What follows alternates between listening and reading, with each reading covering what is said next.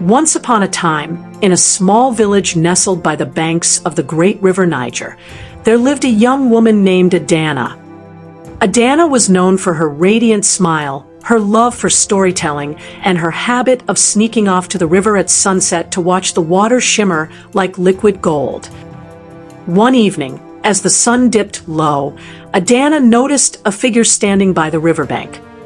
He was tall, with skin that glistened like the river's surface, and eyes that seemed to hold the depth of the water itself. His name was Obi, and he had a voice as smooth as the river's flow. "Why do you come here every evening?" Obi asked, his voice echoing softly. Adana, startled but intrigued, replied, "I come to listen to the river's stories. It speaks to me, in a way." Obi smiled, revealing teeth that sparkled like pearls. "Perhaps the river sent me to tell you its secrets." And just like that, their love story began. Adana and Obi spent every evening together by the river. He told her tales of ancient spirits, hidden treasures beneath the waves, and the mysteries of the deep. She, in turn, shared her dreams of traveling beyond the village and seeing the world. But there was something different about Obi.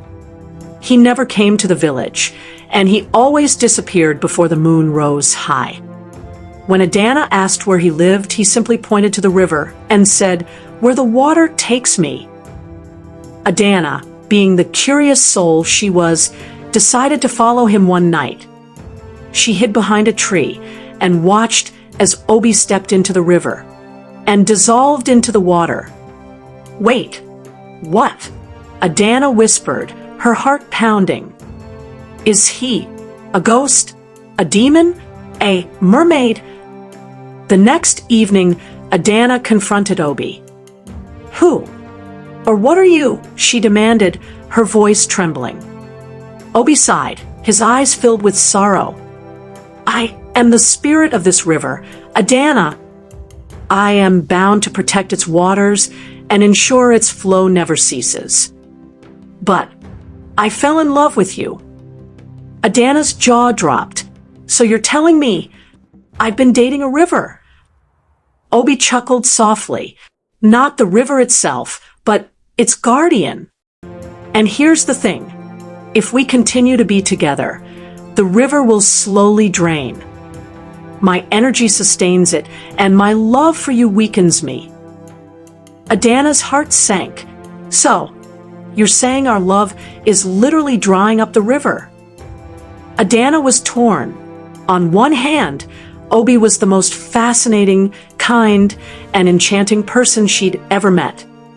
On the other hand, the river was the lifeblood of her village. Without it, crops would wither, animals would die, and her people would suffer.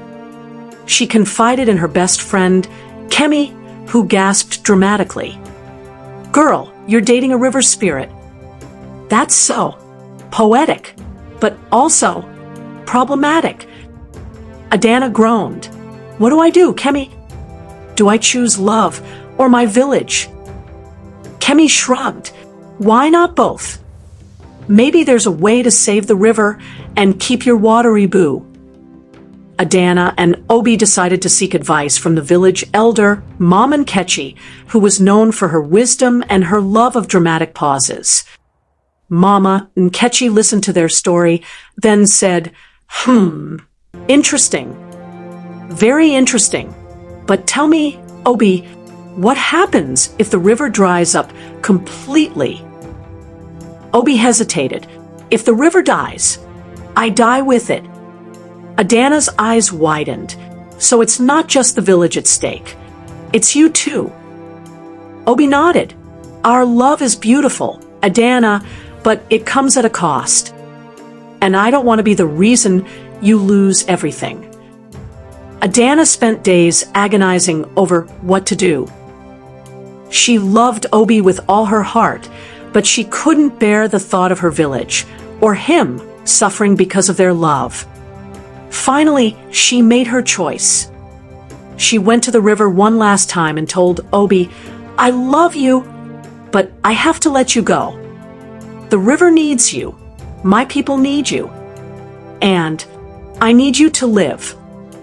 Obi's eyes filled with tears that shimmered like the river itself.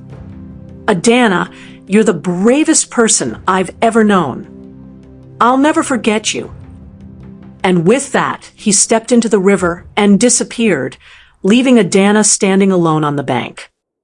The river continued to flow, and the village thrived. Adana became a storyteller, sharing tales of love, sacrifice, and the magic of the river. But every evening, she would sit by the water and whisper, "I miss you, Obi." And sometimes, just sometimes, she would see a ripple in the water, as if the river itself was saying, "I miss you too." Love is beautiful, but sometimes the greatest act of love is letting go. Please like and subscribe. It will make me happy. Thanks for watching.